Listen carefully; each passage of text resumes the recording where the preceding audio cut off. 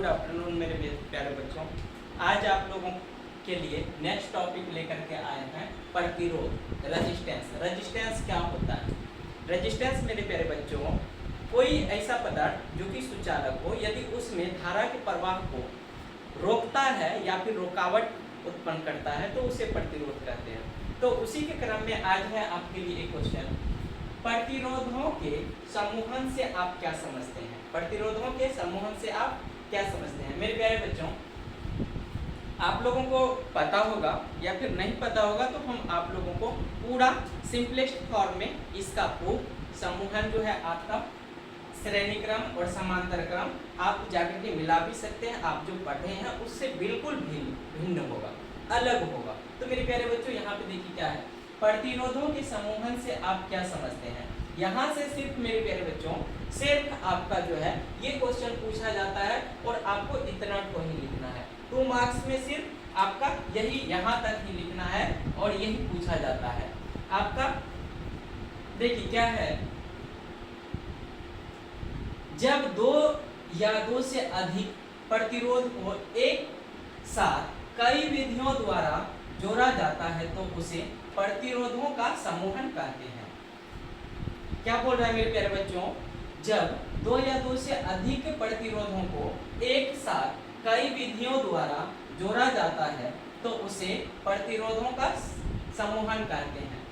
ठीक है मेरे प्यारे बच्चों, प्रतिरोधों का समूहन 2 तरह से होता है। कितने तरह से मेरे प्यारे बच्चों होता है? प्रतिरोधों का समूहन सिर्फ 2 तरह से होता है जो कि आप पढ़ेंगे। पहला है आपका श्रेणी क्रम समूहन। क्या है मेरे प्यारे बच्चों?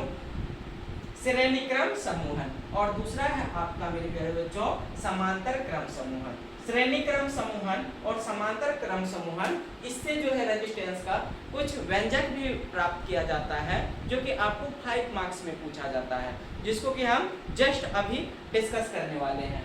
दूसरा है समांतर क्रम समूहन। तो मेरे प्यारे बच्चों ये दोनों जो है आपका टॉपिक, ये और नीचे वाला ये, यहाँ से क्वेश्चन उठता है और 5 मार्क्स का पूछता है। ऐसा नहीं कि दोनों मिला करके आपको 5 मार्क्स में पूछ दे।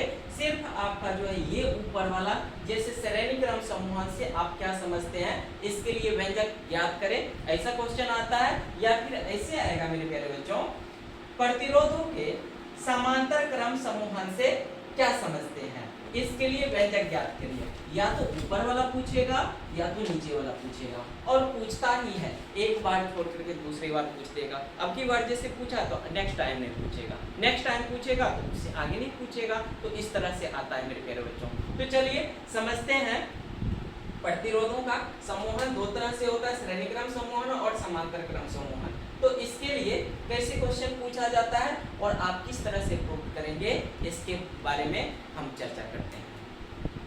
ओके मेरे प्यारे बच्चों, ठीक है मेरे बच्चों।